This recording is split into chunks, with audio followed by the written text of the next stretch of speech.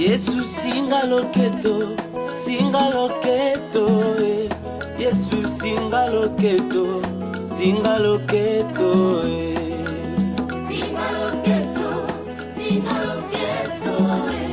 Yesu singa loketo, singa loketo. Wana ba mama bazola tisa bana singa la loketo pote babongisa nzoto. Bien-aimé, Nzambe a pambola bino partout ici quand vous se retrouvez. Brazzaville, Congo central, Congo Kinshasa. Nzambe a pambola bino, gloire à l'Éternel. La Mouka, la Moussa, la Mouka, la Moussa, la Mouka, la Moussa. Au moment d'abisso et coquille, tout le monde a émission d'abisso béni de Dieu. Béni de Dieu, émission et Kambami na Moussal Nzambe, l'évangéliste Ernest Mungu. Oyo wapi azali visionnaire topé mokambi kuna na église évangélique béni de Dieu église où et se retrouver la commune ya Kintambo na arena biso maison mbungu anala vers Vélodrome topé arrêt Vélodrome anala vers maison mbungu na avenue Kimvula numéro 3 wapi esika siège na biso et zali pe tozali baké tozape na commune ya Masina na quartier 3 l'avenue Mayamba numéro 97 bis na direction ya Boba tozape kuna na ngambu ya Pointe Noire. Gloire à l'Éternel. Bien-aimé, Nzambe nangai apambola yo, peut-être c'est pour la première fois nde oyambe biso na télévision na yo. Ezo azarte Nzamba bongisi yango na tina moko songolo. Et Nzamba apambola bino ba fidèle na biso ya mission oyo bozalaka déjà branché. Bozalaki pe déjà branché bonda kozela biso. Nzambe nangai apambola bino, gloire à l'Éternel. Pesa makasi na ba oyo bazana bolembu, papa la musa mama, ningisa mama, mama ningisa papa, bana si bakoli la musa bango, soki boko vanda na salon ekozala malamu mingi, même na chambre à coucher ekozala malamu mingi. Je ne sais pas bozi biso na hôpital, bozi biso na prison, bozi biso na bisika ya matanga. Nzambe nangai asala bino faveur pour la kososola nini oyo abongisi to pe pourquoi à permettre to se retrouver liboso na mabota na bino. Gloire à l'Éternel. Bien-aimé, tozote ya tozolela, ote tozomona bolengeni libota na Nzambe ezonyo kwa malelo, conjoncture, ba situation, vie, blocage, ba difficulté, makambo ndenge na ndenge. Solution à la carte panzambe mais le lengani to ko se retrouver la solution wana ndesika pasi vraiment zali tozebate nani aza nani tozebate totia makolo wapi. Gloire à l'Éternel. Lelo basali nyonso bakomi toujours ya mabe ba prophétie nyonso ya mabe ba délivrance nyonso ya mabe ko toyebi te tokende wapi totia makolo wapi mais kolo na milimo Yesu Kristo Masiya Nzambe na bomoi ayebaka toujours kotambusa ba oyaye nisika oye moko abongisi pona kokutana na bango to pe pona kokangola bango.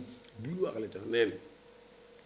Lelo tozo continuer sous ce qu'on met un peu ko partager que attaque sans recul est-ce que le mutunyo soit la muka est-ce que le mutunyo soit attaqué est-ce que le mutunyo soit bunda bible vaut mieux la fin d'une chose que son commencement tanenge ane bandaki tanenge ane komoke na suka tozwi nini to réussir na nini to kotaki na décision to kotaki na engagement mais lelo to komi na niveau nini tozo mata to tozo kita to telemi to pe tozo tambola esengeli bolamuki moko esalema même la dernière minute parce que Nzambe za capable ko sala azoloba na ngai promesse na ngai lekite naza déterminé pe engagé mais na ko sala kaka na ba violent yaleki to bondela yaya po to yoka susu le batongo lelo kolo na milimo Yesu Kristo Masiya Nzambe na bomo na nzia na yo nde na se retrouver liboso na mabota nyonso baza branché kolo molimo no akamba ngai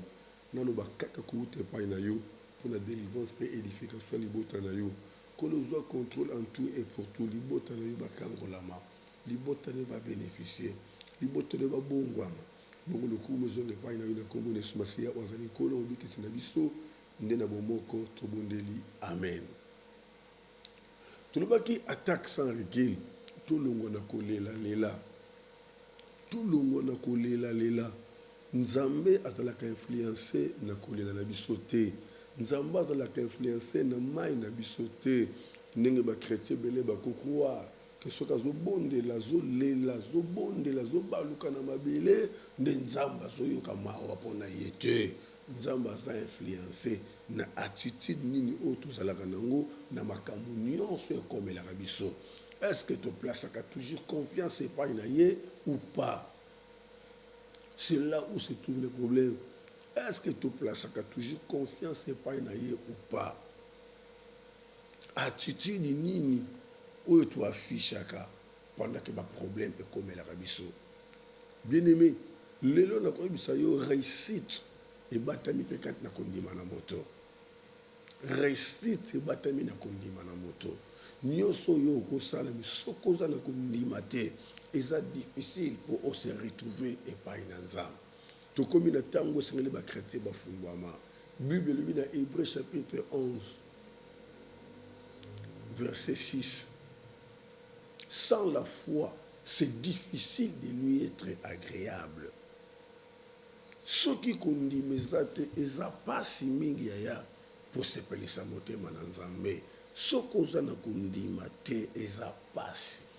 Donc en quelque sorte kondima eza pe ba condition eko permettre mo Christ à se retrouver liboso na nzambe.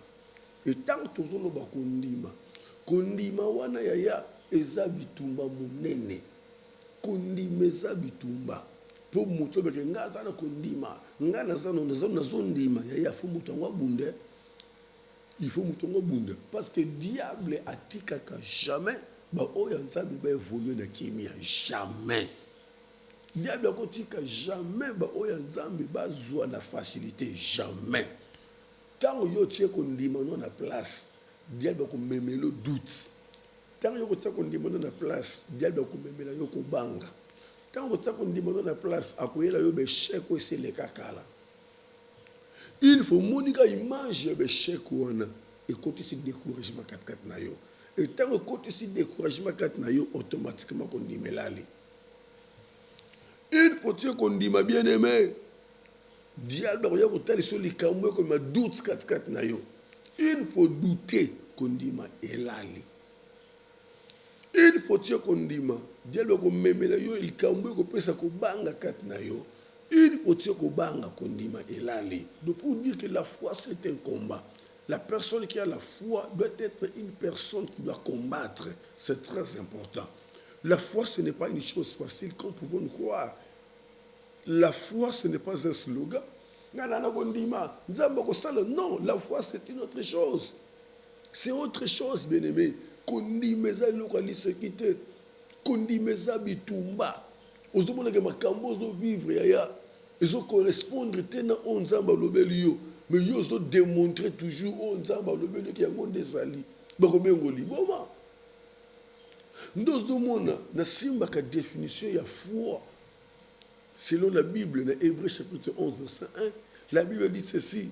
La foi, c'est une ferme assurance des choses qu'on espère. Une démonstration de celles qu'on ne voit pas. La foi, c'est une ferme assurance. Quand on parle de ferme assurance, donc on assure oko ningisa motema na yote, oko pendisa makanisi na yote, on assure que likambo eza ndenge lobami ndenge salemi. On assure, balobi oko ningana te. Mais lelo yaya, ozo kena kat l'église, prophétie bazo pesa yo, ezo correspondre te na vie courante. Mais aux obligés, on dit ma prophétie, ce n'est pas une chose facile. Ce n'est pas une chose facile. On confesser foi pendant que vie aux vivre, ils ont correspondre à maloba nanzam. Mais yo tika vie aux vivre, tia kondiba na maloba nanzam. Ce n'est pas une chose facile. C'est un combat bien-aimé. C'est une ferme assurance. Bien-aimé. Assurance na yo otiango wapi. Et lo connaît quoi assurer vie na yo. Est-ce que ça musala? Est-ce que ça famille? Est-ce que ça mutuka? C'est là où se trouve le problème. Nous avons dit c'est une forme d'assurance des choses qu'on espère, mais pas sur l'espérance. L'espérance, yaya to comme na tango nzam. Espérance na yo. otiango neloko nini. Assurance na yo, otiango neloko nini.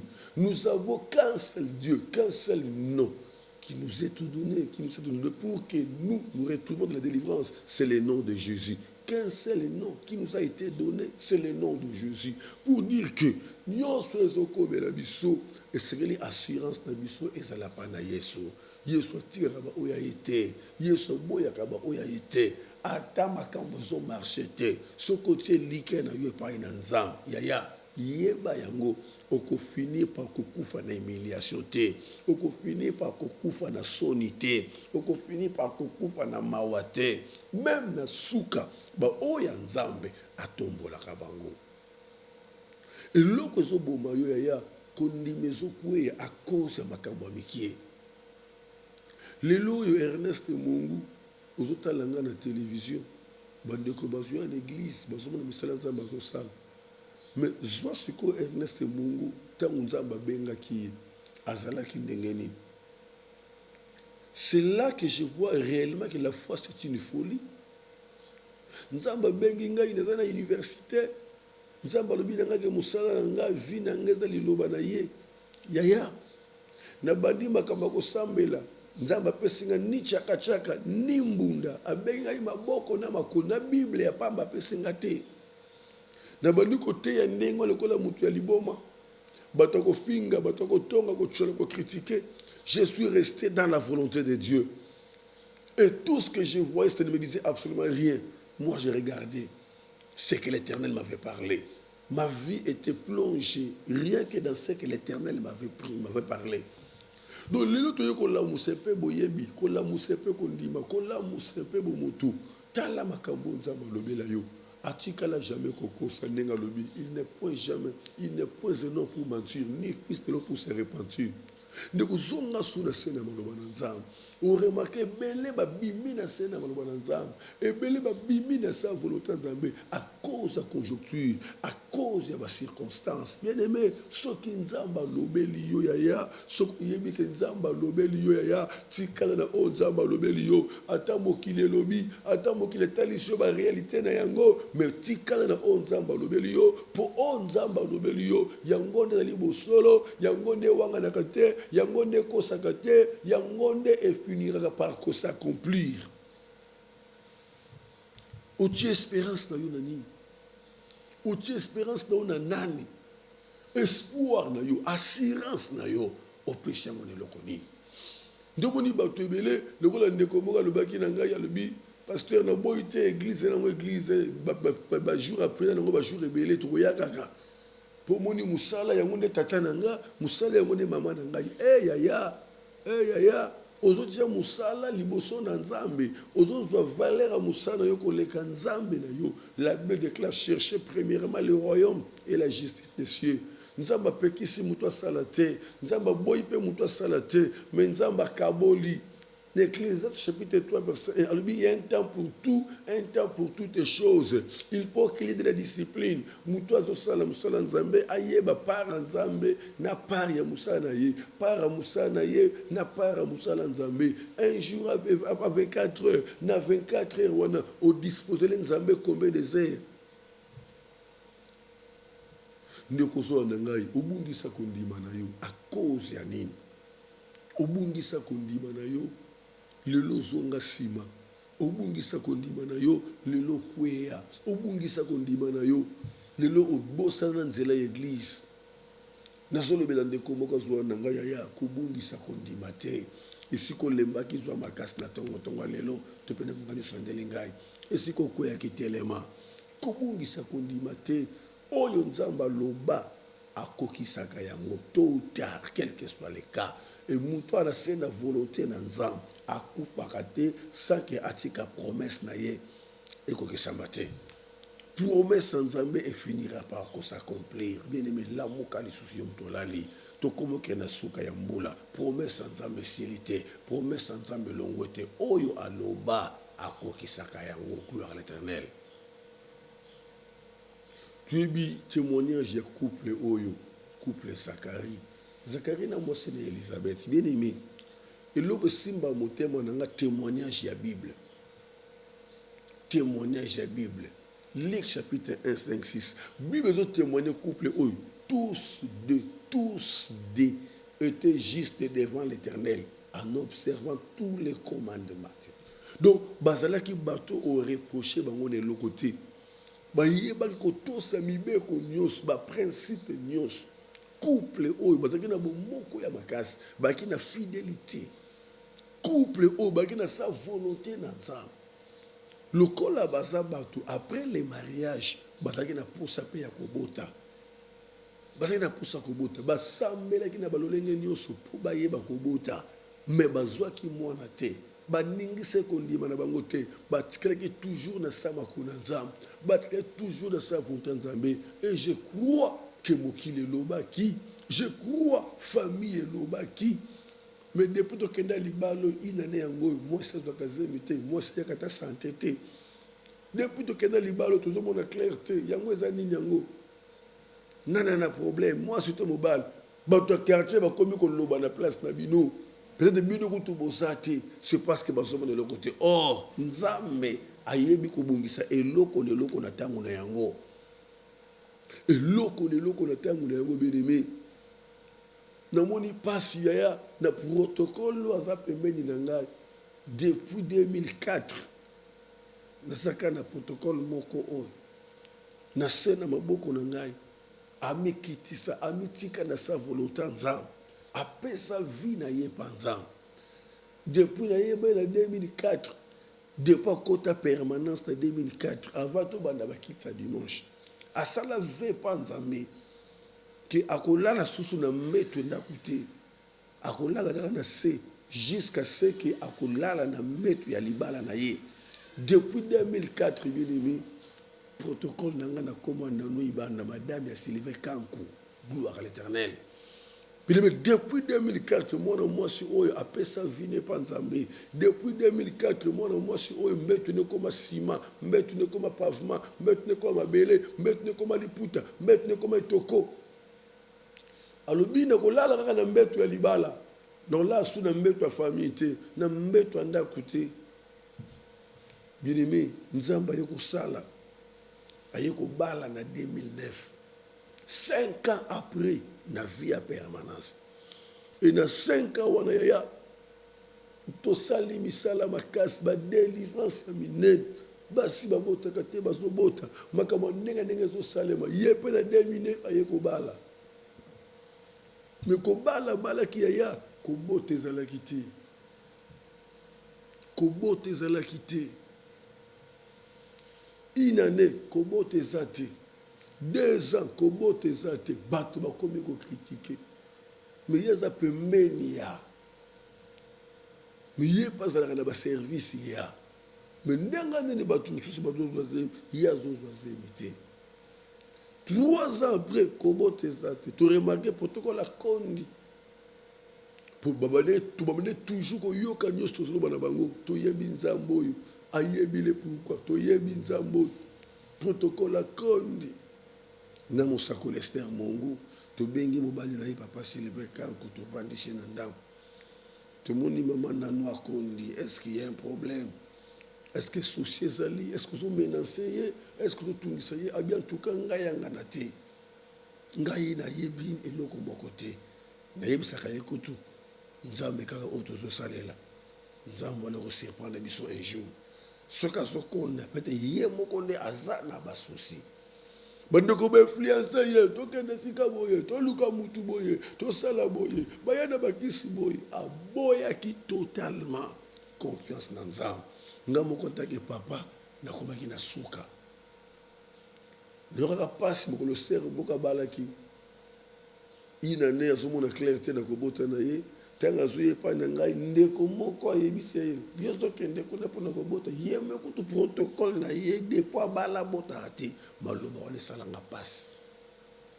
Na kota retraite, na te ko lela pona kobota protocole na kata zamba luzizila. Pendant que nous avons déclaré, nous avons bondé là, nous avons mis boîte, nous avons discuté, nous avons pourquoi, nous avons mis bamba na mabele. Nous avons un langage, nous avons Ernest, nous sommes capables de faire ça, même na boutou ya lelo, à troisième, mais ce qui a été kobota mwana kufi okoloba nanga nini il a changé prière nobité Seigneur mon Dieu abota na selonga ite ça la volonté na yo na tikeli nzambe mokumba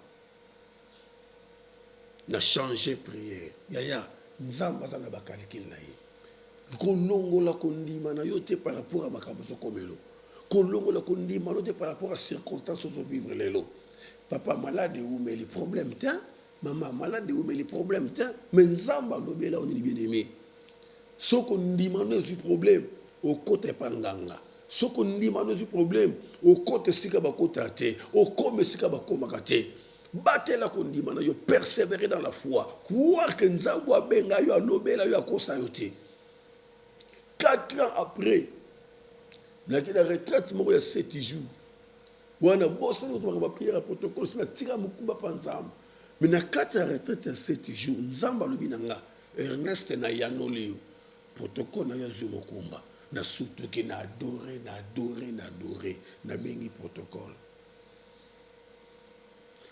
nzamba sali uzana zem papa pourquoi so salanga e boy ndona mutakwe nanu nini madame prophétesse Esther aye nini nanu alamuki no papa na sana mokumba te nabite nganza même te epsi akini mbangu ayebisi mobali na etala mon papa ayebisi ngamba lepsi ate papa sali enragé poser impossible on s'en a zemi tala papa a insisté mang l'hôpital va cotiser 4 ans après moi na bota na combat promesse bien aimé je ne sais pas yo salim pour la bonne mais confiance na yo pesango panani au moins que on se retrouver libanda na volonté na Nzambe mais soko na 4 na volonté na Nzambe ya okobungisa kondima na oti okokua kata lelo zo simba te mais Nzambo abenganga na yebi ke lobi ko simba ata lelo zo na clarté mais na zo croire na Nzambo na ndimela bien aimé le plus grand problème on se retrouve ici quand Nzamba vandi ya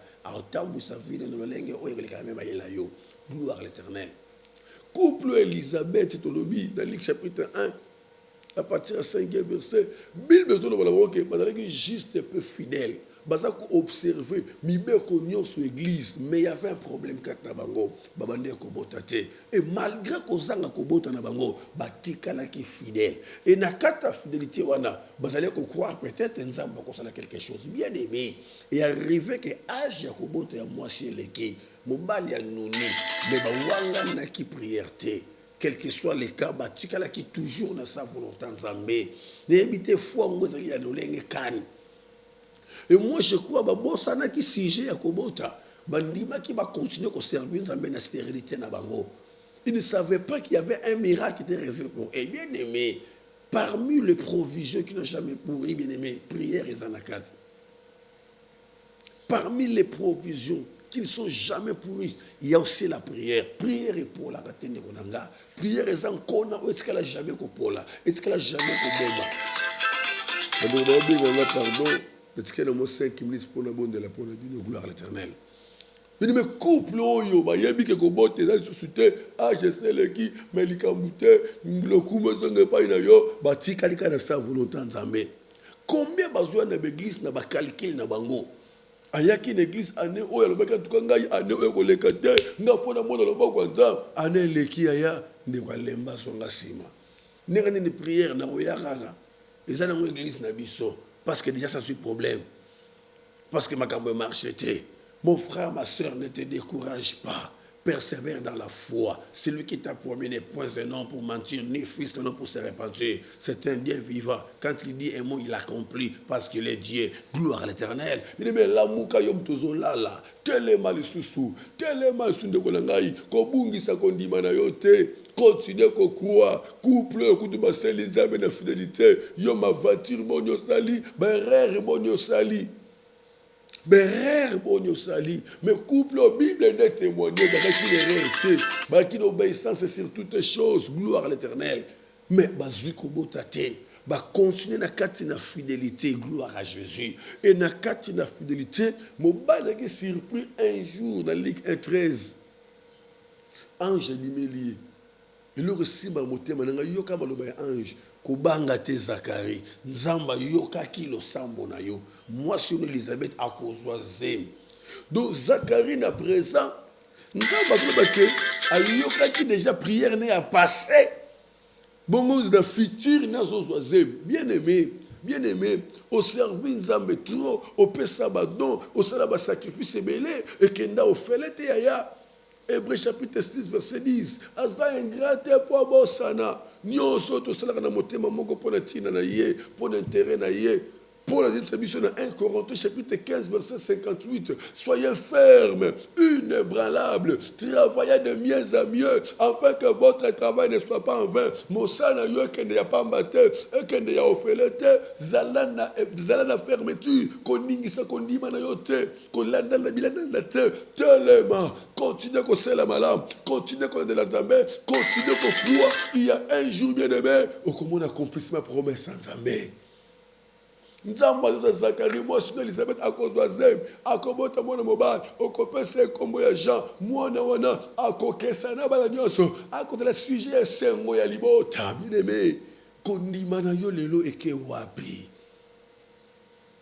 à cause ya maloba ya bato à cause ya circonstances à cause ya ba conditions bien-aimé nzamba tikala jamais kokosa lamuka yo mutolali zwa makasi yo mutolembi telema lisusu ya to luka susu nzambe na bozindo to kota lisusu bien aimé to ko vivre accomplir sa promesse nzambe gloire à l'Éternel yongo ba programme toza nango mikolo na souci ya bolingo na compassion nzambe apesi biso nde tozo ndima konyo koma pona koya ko lendisa libota na nzambe pe ko inviter bino ba programme toza nango.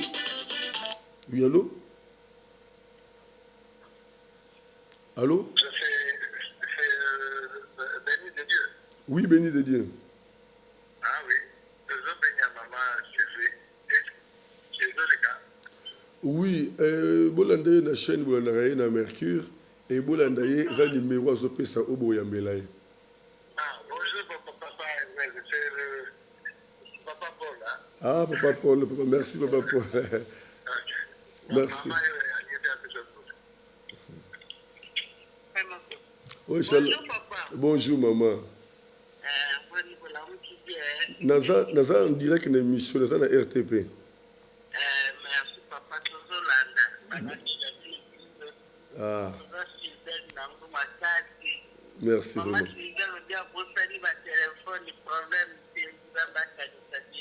Oh ya. Merci les Kamoutens, nzambe na ngai abatela, nzambe na ngai azwa contrôle, nzambe na ngai alongisa bino. Merci vraiment. Merci papa, merci. Oui bien aimé, ba programme tozo pesa, eza po esunga biso, po elamusa biso, po etelemisa biso, po tokende ko réveiller lisusu mémoire ya nzambe wana, gloire à l'Éternel. Lobby déjà, ils ont mardi le 17, Tozo Kota déjà Mabondeli, mercredi le 18, bien aimé, Tozo Komi Kangi na kat l'église.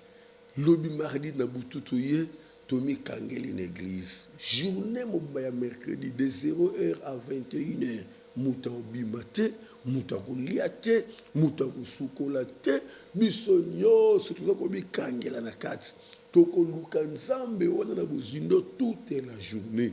Bien aimé makambo bele kangami na vie na yo makambo bele zomona ngo clarté toza wana déjà mercredi mobimba ko banda 0 et donc disons yaka déjà mardi na butu journée wana tokene misala te tokende côté kate église mbabeni de Dieu tokozala wana yango tozo senga ba fidèle nyonso mission béni de Dieu bon rejoindre mission na programme oyo bino ba tuboza na violence bon pour ça la violence pour récupérer ba bien na bino pour tozo comme déjà na fin de l'année il faut tout récupérer ba retard bien aimé tokozana exhortation tokozana intercession tokozana délivrance tokozana prophétie tozana musakoli Esther Mungu tozo sala misala o nzamba bengela kibiso nde to tsakat na service na ye neka na pesa ka témoignage wana kutu musakoli Esther abandi na kusakola te azana no intercesseuse ya pamba wana ngai nazoteya na banda kwa batu na hôpital bisika na bisika toyebi no solo ya église te nde nzamba lobaki nazosangisa bino kaka lokola mwasi na mobali te nazosangisa bino pe lokola basali na nga mpona délivrance ya mabota na ngai oh bien aimé momeko ki aya maloba nzambe kokisama na nzela na biso mabota na ye nzambe abikisa nde tozobenga bandeko ya poto bazobenga ngai tokosala ndeni biso bato wana poto kota na programme oyo. Il y a quelques personnes apesi bango ba ligne de conduite oyo kosalaki bango na poto biso awa metoi na même esprit. Gloire à l'Éternel. Et là, moka totikali nango comment tokosala ba émission en direct na internet pour te bandeko pour te bénéficier. Mais toujours croire que nzamba ko pambola biso, toujours croire a pesa biso nyonso esengeli pour to bongisa makambo nyonso. Pour depuis to senga ki ba DSLR, to senga ki ba ordinateur, ba biloka mike pour to bongisa chaîne en fait que to banda kosala ba émission en direct chaque jour. Et je crois que miracle est possible. Nous avons compris ça. Bien aimé, toza wana mardi le 17 na butu to koti 0h mercredi journée mobimba tomi kangeli ba papa na ba mama ba frère na ba sœur to ko bimate. Tant tozo silisa siko le 3 octobre ba papa nyonso na ba jeune frère to na journée prophétique tozo banda partir à 8h. Mutna mutego na sujet na ye toko lele na panzambe pona ba sujet na biso ba problème na biso ba dossier na biso quand toko silisa yaya mosako lester mongo ko ya pe moko na moko akokota na contrôle prophétique ayoka nino nzamba ko lobela ye par rapport à ba sujet na ye yaya ba pona kate que babondelika pona 10 pona 20 30 mamusu te mutu nyonso ako participer a oleka na contrôle prophétique oyoka makambo nini nzamba olobelo par rapport à ba sujet yoko ya nango ndozo mona grâce nzamba pesi biso olobelo te deva mosakoli tant to ko bondela pona ba sujet na biso mosakoli akozala te akoya nekaka na suka avandi moko azokota penzamba zoya ndola moko na moko na nsama mikumba oya kuya nango ba dossier oya kuya nango ba papa nyoso na ba jeune frère nyoso mibali nyoso en général et ko salema mercredi jeudi le 3 octobre tout ba ki condition tout ça ba partenaire te ba comme belele l'église toi na posa ba kiti yango to lobaki oyaka na kiti moko ya rouge na valeur ya $15 ou 23 000 francs je crois. Et ce que que kit ya rouge wana okokate oyeka na mbongo na valeur ya kit ya plastique. Yango to ko 5 poto so ba kit ya rouge to bongisa église na biso. Gloire à l'Éternel. Le 4 octobre ba maman nyos na ba sœur nyos pour dire que basi nyos en général même si vous avez combien mosako ya kovana na kiti moko akokota nzamba zosolo na ye nzamba zoloba na ye oyoka makambo yebi na makambo tikala koyeba te yango nde ko permettre biso tant toyoki le 3 toyoki le 4 bien aimé le 9 le 10 le 11 toi na 3 journées ya opération vanda na se to vanda na mabele ba papa na ba mama to kita na sama kola nzambe biso nyos to ko vanda na mabele ko bana 8h 10h sacrifice ko salema année passée opération oyo ba tebele ba sekaki balibi yango bato baza ndenge nini bato ba kene misala te mais ba kamwaki opération vanda na se na ba papa na ba mama na ba frère na ba sœur place qui était dans l'église. Toujours luka nzambe na bozindo. Toujours luka to toucher motema na nzambe. Yaya année aussi la beauté parce que nzambe le bakela biso eza année accomplissement. Année accomplissement. Le 9, le 10, le 11 opération vanda na c'est de 8h à 10h 2h du temps. Bande ko nyoso bana poto olingo participer na service obengi biso kaka ondibi kaka 2h du temps wana na suka toko bondela pona batu nyonso bako participer na service monde entier partout bisika baza peut toujours croire que miracle nzambe ça possible tala ba programme na biso pour la prière tous na commune ya Kintambo na arrêt na biso maison Mbungu anala vers Vélodrome avenue Kimvula numéro 3 commune ya Kintambo arrêt maison Mbungu en allant vers Vélodrome, topé Vélodrome en allant vers maison Mbungu. Avenue Kimvula numéro 3. Le programme est officiel lundi, mercredi, vendredi à partir de 17h, dimanche à partir de 9h. Na Masina, tout ça na avenue Mayamba numéro 97 bis, na direction à Boba dans le quartier 3. Même programme, sauf que na Masina dimanche, tout de 6h à 9h. Na Kitambo nazo yamba mardi à partir de 12h, puis dimanche après Kilt, na Masina nazo yamba jeudi à partir de 8h. Et na Brazzaville, une semaine ya mois nyonso, na sala que fort dans la pointe noire. Gloire à l'Éternel. Tokomi nasuka ya émission ya na bonde la pour d'ailleurs la qui branché, je ne sais pas si j'ai na eu zanini na prière ta pour ndeko moko. Moment eko qui bien aimé, longola doute na makambo nzamba lobela kiyo par rapport à ozomona. Ozomona ya eza parcours ya vie et que longola jamais onzamba loba na vie na yo. Ozomona ya nzamba zo permettre yango pour témoigner bonzambe na yelobi. Pour ceux qui ont dit makambo ozomona te, tango nzamba osela yo, différence que mona na te na makambo nzamba saleli yo. Il faut différence monana. Yango nzamba zolinga makambo ekomelo po etalisa monena ye. Bien aimé, batu nyonso bakwea na piscine ya Bethesda, histoire na bango beta marate, lokola ya muto ya salaki 38 ans d'âge, yende référence etikala. Bana nyonso peni na bota ata moko babeta histoire na yete mais moko kaka ana bota ya ti lelo tozote ya ye de génération en génération. Gloire à l'Éternel. Les cambonezo umela parce que ça les cambo sengé les ganga. Les cambonezo umela parce que les cambo ya monene. Gloire à Jésus. Zonga na kondima, zonga na bolingo liboso. Croire que nzambo abenga ya kosa te, nzambo lobela ya kosa te. Croire que au fur et à mesure osana bomo, espoir isa, pe miracle isa possible. Ane oye kosi la boyete, maloba oye e matakat na motema na yo. Sakola Psalm 118-17, au kufate au bika, pe au témoigner misa na nzambe. Gloire à l'Éternel. Aux évangéliste Ernest Mongu. Numéro d'aller afficher la télévision au Kobenga biso 24 sur 24 heures. Tozawa na pona ko bonde la pona milimo na bato na chaîne biso internationale toi na Béni de Dieu TV, Béni de Dieu TV, Béni de Dieu TV, Béni de Dieu TV 100% Jésus-Christ. Béni de Dieu TV né au côté na YouTube pour biso na niveau international. Oui allô? Allô? Diminuez le volume, il y a pas ce téléviseur. Vous allez à moins distance, diminuez le volume.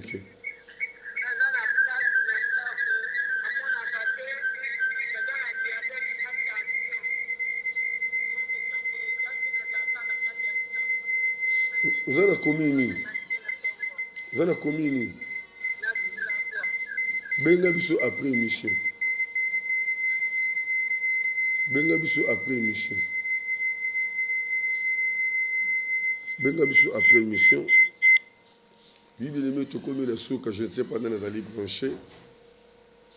N'importe dans les alliés branchés. Nzambe na ngai a pambola bino tozawana pona milimo nyonso ya Nzambe oyo bazondima pe ko reconnaître Nzambe wa benga biso. Tozobondela pona bakanyonso pe tozobondela pona batu nyonso. Nazoyamba chaque mardi à partir de 12h batu nyonso tozoyamba bango. Bandeko international, vous avez des familles, des potos, vous avez des problèmes, bien-aimé, Béni de Dieu TV, Béni de Dieu TV, vous se faire abonner, vous savez que bandeko va s'abonner à la chaîne Abisso, et c'est quand vous avez rien que Jésus-Christ, de tout et de rien, rien qu'il n'a pas étalé Jésus-Christ de Nazareth. Tout comme na souka émission, na pamboli musakoli Esther Mongu. Ozokolanda biso na ndako esikasere tupenza pambola ye na pamboli équipe nyonso ya basoda ou bapesa vie na bango bapesa mitema na bango mpona kobondela na milimo na bato nzamba pambola mwana biso Sylvie Futi frère na biso Jeanne Katonia oyo bazoganga butu moi kobondela mpona milimo na bato 5h nyonso bazolemba te basi oyo na télévision koganga mpe kobondela merci mpo ndeko na biso Saddam Weji Dieu a sacrifié vie na ye azoganga butu moi na matinal kuna na kwa mutu oh gloire éternelle na pamboli faire na nous ibanda protocole à pasteur, depuis à Kangamana pasteur, depuis 2004, 6 plus 9, yaya, ça fait 15 ans yango, 15 ans yango, on va toujours brancher. La femme voulu se faire Ornella Bofouki, oui, allô? Allô, bonjour oui. Pasteur. Bonjour. Et ça, maman Mado, moi ça pas pour nous. Oui. Pasteur, la vie qu'on a dit ça au bon de la pour l'âge. Oui.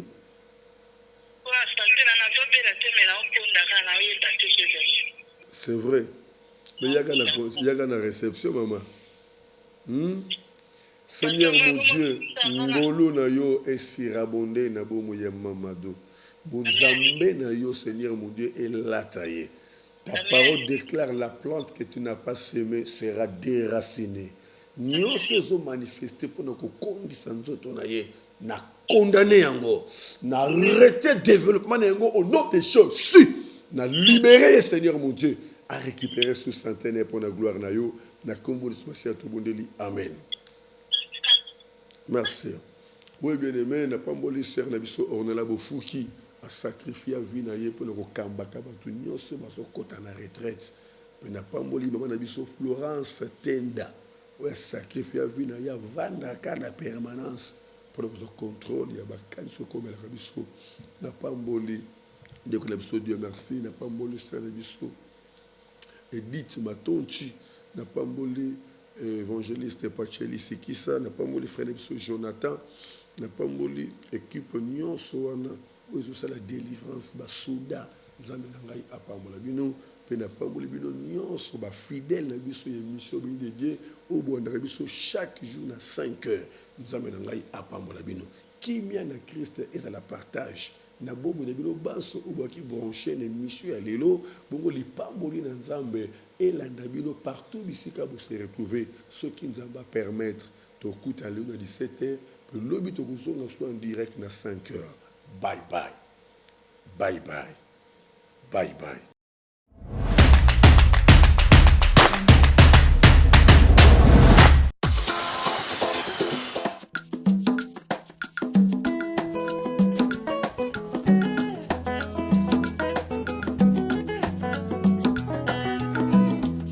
Yesu singa loketo,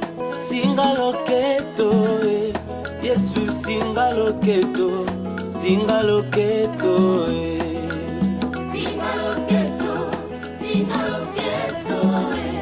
Yesu singa loketo, eh. Wana ba mama bazolatisa bana singa loketo pote babongisa nzoto.